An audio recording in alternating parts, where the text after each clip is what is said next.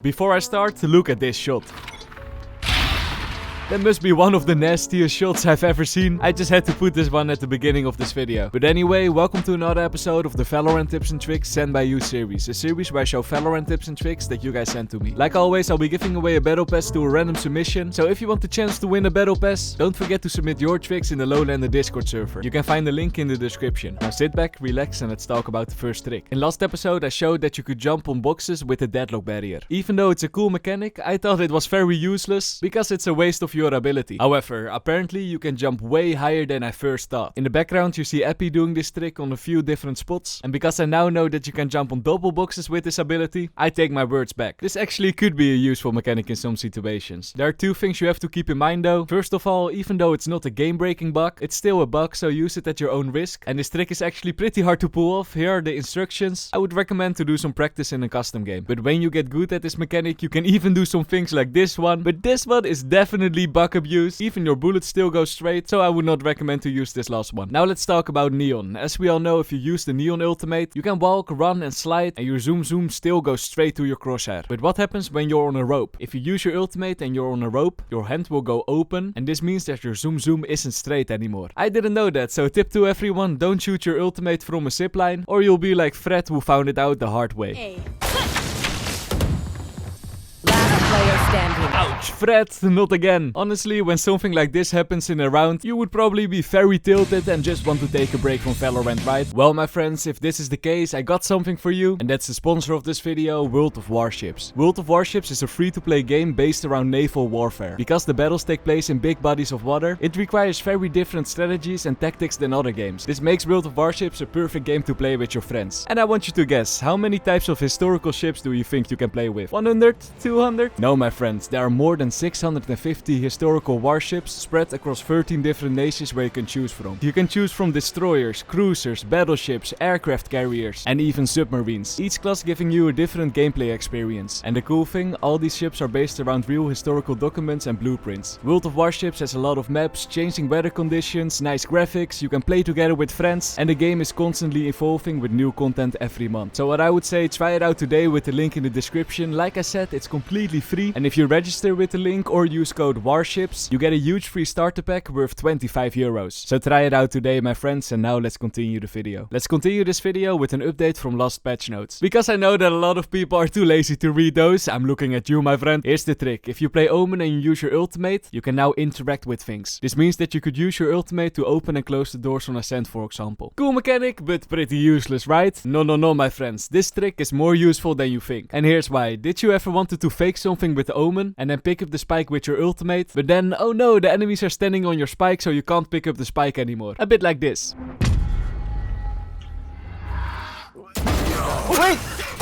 Well, no worries, with this update, if you're quick, you can simply press F inside your ultimate and then pick up the spike, even if you don't teleport fully on it. You need to be quick though, because the enemies can still cancel out your ultimate if they shoot on you. Now take a look at this clip. Some tricks are so simple yet so effective.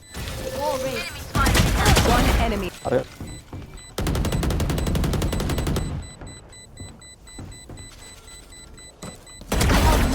Ooh la la, Grim, is that you? A tippy, if you want to use this trick, make sure that you plant all the way on the edge of the bridge, and while you are planting, face away from the bridge. When done correctly, the spike will get placed all the way on the edge, so you can place your wall close to the edge, and the enemies won't be able to jump on it. Very nice. And about small edges, lately a new spot on Split got discovered. It's actually insane with jet you can updraft from heaven, and then land basically on the roof of the coffee shop. This spot is insane. You can look all the way overside, into heaven, and even into B main. And the thing is, no enemy would expect you over here. But of course, my friends, this is a very clear glitch, so I would not recommend to use it because you might get banned. It's against the game rules, and it will probably get fixed very soon. And while we're on Split, if you play Sofa and you have your ultimate ready, stand over here and shoot your dart on that building. After that, use your ultimate and easy kills for you, just like Holly did in this round.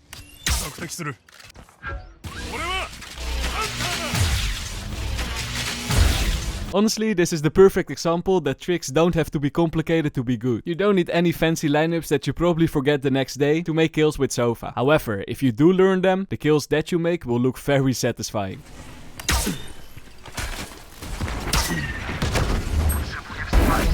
What? 3 kills, what the heck? If you want to learn these lineups, just pause the video. Or just wing it, shoot a random arrow in the sky, hope it hits, and clutch around because of it like Ventrox.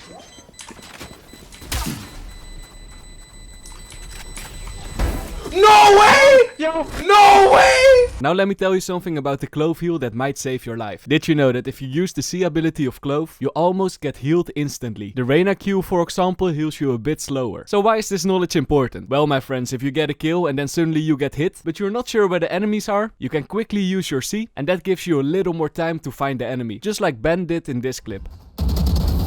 Ready. One enemy remains. Did you pay attention to his HP? As you see, if Ben didn't use his C ability, he probably would have died. Let's go to Ascend now. A lot of people would play with a sniper over here on short. And those players are very annoying, especially if you don't have smokes. So here's a counter you can use with Neon. Take a look at this. If you pay attention to the sniper player, because of the sniper scope, they don't have any vision on the top right. And we're gonna use that knowledge with a nice lineup. It's very simple. Stand on the ledge of the stairs, then aim a little bit to the top right of the bush, and then jump and use your stun. Like you see, your stun will fly over the wall in the blind spot of the enemy. And the good thing, if they have an operator in their hand, they will unscope as soon as they get stunned. So the only thing you have to do is peek and easy peasy kills for you. No, sad sniper player. Let's do an ode to all the operator players out there and show you some operator trick shots. You remember the one I showed at the beginning of this video? Well, this guy sent in a lot of trick shots. Look at these and comment the number of your favorite trick shot. Is it this one? One enemy remains. This quick jumping one? 43? What the 140. Or these blind shots? Come on. One enemy remaining. Holy moly.